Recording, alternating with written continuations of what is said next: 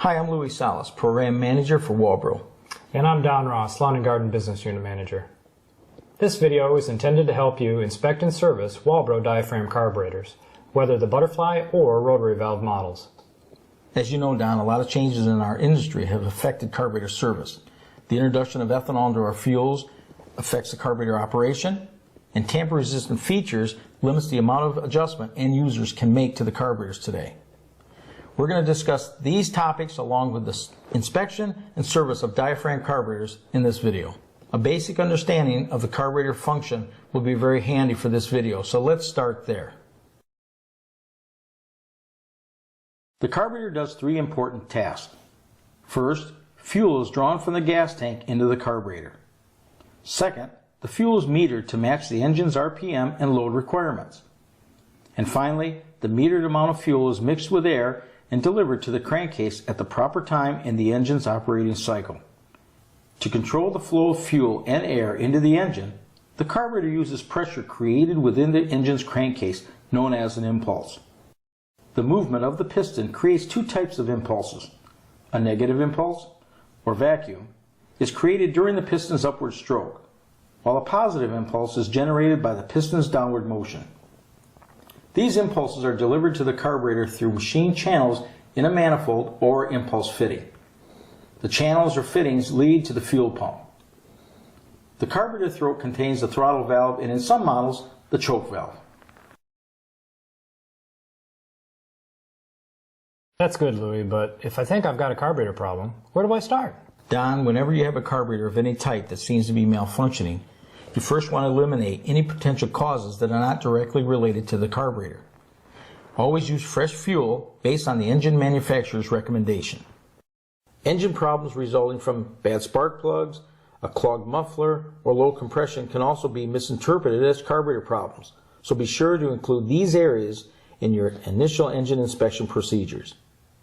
Then check the fuel tank vent and the fuel filter for obstructions.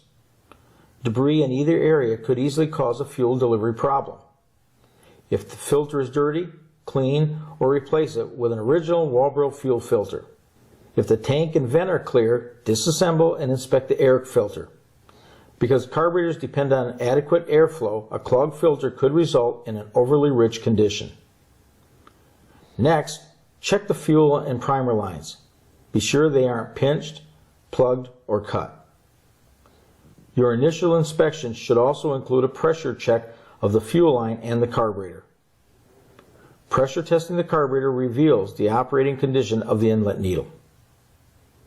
Connect your Walbro pressure tester part number 57-11 to the fuel line. Apply air pressure by slowly depressing the plunger. The gauge will indicate an increase in pressure until the inlet needle valve unseats. This level is referred to as the pop-off pressure and may range from 15 to 50 psi due to the variety of carburetor design specifications.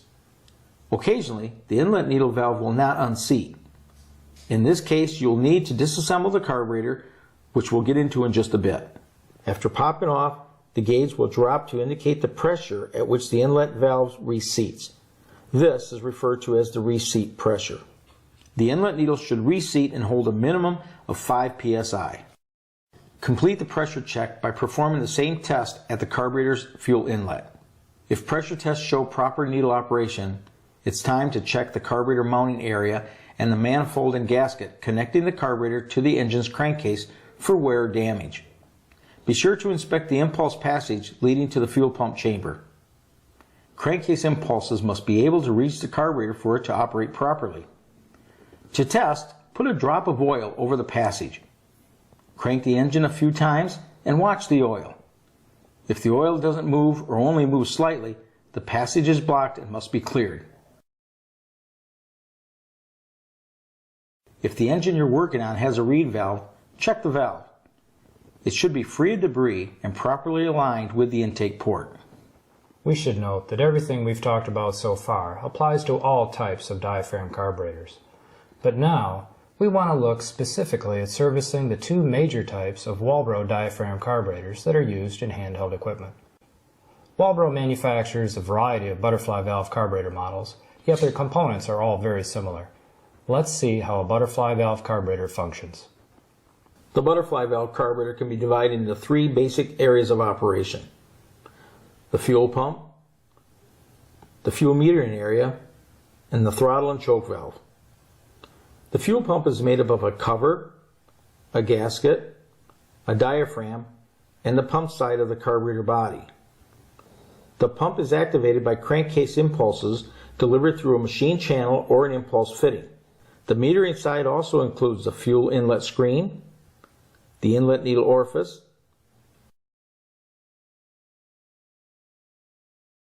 the inlet needle, and the fuel metering chamber. The metering chamber is made up of a cover, a metering diaphragm, a gasket, a metering lever, pin, and spring, and nozzle check valve and the idle assembly located within the carburetor body and the idle adjustment screw. The final area of operation includes the choke and throttle valve assemblies. The throttle valve assembly is made up of a shaft, lever assembly, spring, and valve. The choke is made up of a shaft and lever assembly, choke friction ball, spring, and a valve. The amount of fuel delivered to the crankcase is determined by the position of the throttle valve.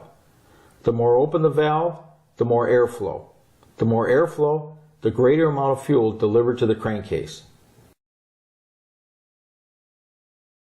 Well, Louis, that's a lot of good information.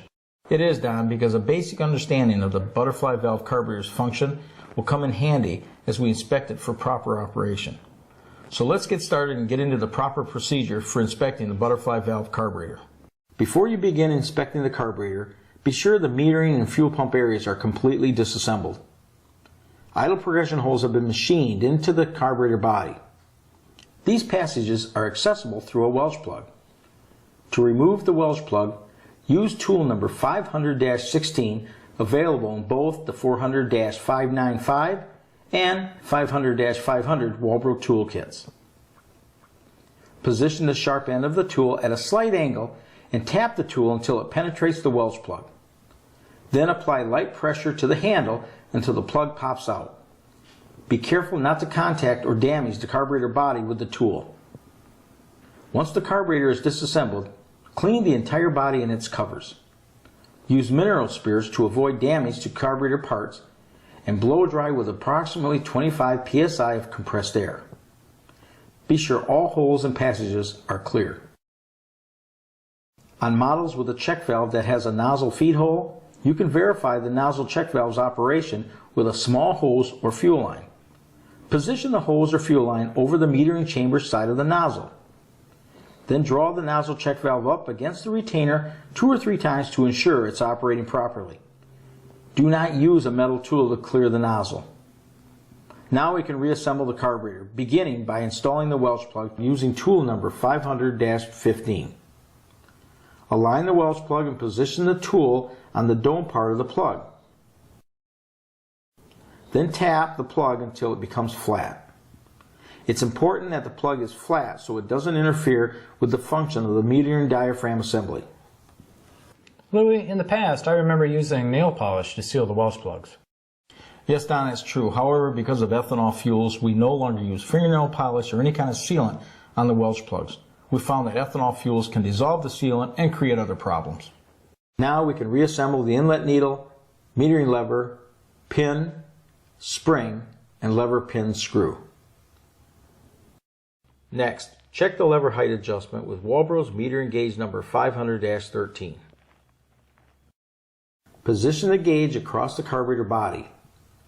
The gauge should just contact the metering lever without opening the inlet needle valve.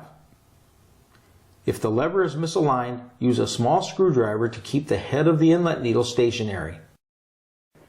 At the same time, slide another small screwdriver to lift or depress the metering lever arm until it's properly adjusted. This would be a good time to check the function of the inlet needle. With the metering cover and metering diaphragm assembly removed, apply pressure to the fuel inlet fitting and manually depress the metering lever to ensure that the inlet needle moves freely. If it doesn't, disassemble the metering system completely and carefully clean the parts. Walbro Small Parts Cleaner part number 500-520 will help you clean these parts. Carefully inspect the needle tip and the non-serviceable seat for debris or damage before reassembly. If you're working on an older carburetor with a circuit plate design, inspect the circuit plate and gasket for signs of damage or wear. The holes in the circuit plate should be free of any obstructions. Next, replace the metering diaphragm and gaskets using original Walbro parts. Louis, I understand that the likelihood of damage to soft parts in the carburetor is greater with ethanol fuels. Right, Don. While Walbro continues developing advanced engineering materials that are highly resistant to ethanol, ethanol and fuels can affect soft parts like diaphragms, fuel pumps, and gaskets on all carburetors. Plus, ethanol tracks moisture, causing corrosion of the aluminum parts. Added moisture in the fuel also reduces its shelf life. So, how can we avoid problems? First, use the fuel recommended by the engine manufacturer. Second, make sure it's fresh. And finally, run the fuel out of the equipment if it's going to be 6 weeks or more before you use it again. Great tips, Louis. Thanks. Let's continue our butterfly valve carburetor inspection. Reassemble the fuel pump, beginning with a new fuel inlet screen. Fit the new screen into the screen pocket and press to the screen pocket step using Walbro tool number 500-15. The screen should completely contact the casting wall. Next, reassemble the pump diaphragm, gasket, pump cover, and cover screw. If any of the carburetor components are damaged, replace them with original Walbro parts. A generic exploded view and a list of all the carburetor specific parts can be found at Walbro's website on www.walbro.com. Before reinstalling, pressure test the carburetor as we discussed in the initial inspection section to ensure it has been properly reassembled. If the carburetor passes the pressure test, it can now be reinstalled on the engine and checked for proper adjustment.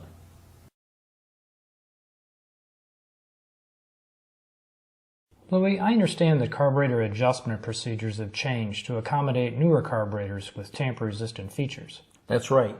Due to environmental concerns, since the mid-90s, carburetors have come equipped from the manufacturer with tamper-resistant features of various kinds. These features limit the amount of adjustments available to consumers in order to maintain low emissions. The tools, techniques, and specifications needed to adjust these carburetors are available to authorized dealers directly from the engine manufacturer. However, resale of these tools to consumers carries heavy penalties. On all carburetors, tamper-resistant or not, you can still adjust the idle speed screw. Refer to the manufacturer's recommendations for settings. That covers the operation, troubleshooting, and adjustment of Walbro butterfly valve carburetors. Further servicing information and an ample supply of original replacement parts can be obtained at your Walbro distributor.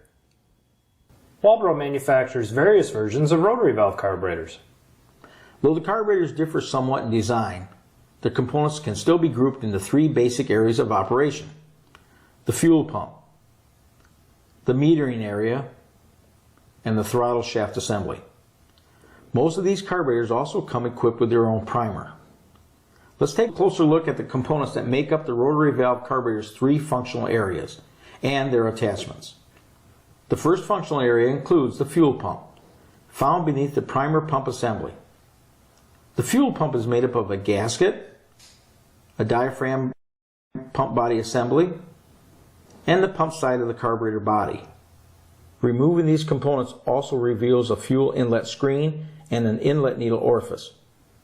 The carburetor body also contains a channel which allows crankcase impulses to enter the fuel pump. The metering area is made up of the inlet needle seat, the main nozzle, check valve, a metering diaphragm assembly, the metering lever, pin, spring, and the inlet needle. The inlet needle is held in the closed position by the force of the spring against the lever. Some rotary valve carburetors may contain a serviceable main jet. The final area of operation is the throttle area. The rotary throttle barrel assembly includes the barrel valve, needle, spring, throttle ramp, idle screw bracket, idle adjustment screw, swivel, and throttle lever. Most of Walbro's rotary valve carburetors come equipped with a priming system. These systems are designed to purge the system of air and assist the carburetor during startup. The primer is made up of the purge body assembly, cover, and primer bulb, and an umbrella check valve that controls the flow of fuel and air during the priming operation. Depressing the primer bulb opens the outlet check valve, allowing air and fuel to exit the bulb. As the bulb returns to shape, a vacuum is created, opening the fuel inlet valve, causing fuel to circulate throughout the carburetor's fuel circuit and into the bulb. Under most circumstances, the bulb should only have to be depressed 4 to 5 times to properly prime the system. To inspect rotary valve carburetors, begin by performing an initial general inspection of the areas surrounding the carburetor, including air filter, muffler, spark plug, fuel filter, and fuel holes. If no problem is found, the carburetor must be disassembled. As you disassemble the carburetor, note the order and position of the components. This will help you correctly reassemble the carburetor after it's been inspected. Start the disassembly procedure at the primer pump assembly. Just below the primer assembly is the metering area, which consists of a metering diaphragm assembly, a gasket, and the metering lever, pin, spring, and inlet needle. Leave the inlet needle, lever, pin, and spring assembled within the pump body assembly, unless they require replacement. Removing the fuel pump body is also the first step in disassembling the fuel pump. The fuel pump consists of the body, a diaphragm, a pump gasket, and the fuel pump side of the carburetor. The pump body assembly contains a fuel inlet screen and the inlet needle orifice. The fuel pump side of the carburetor body also contains the main jet and its O-ring. Once the carburetor is completely disassembled, clean its metal components using mineral spirits. Now that you've finished cleaning the components, it's time to reassemble the carburetor. Begin by reassembling the main jet O-ring and main jet into the pump side of the body. Install the fuel inlet screen into the fuel pump cover using tool number 500-15. The screen should be pressed to the screen pocket step and fit flush with the pocket wall. Reassemble the meter area using original Walbro parts.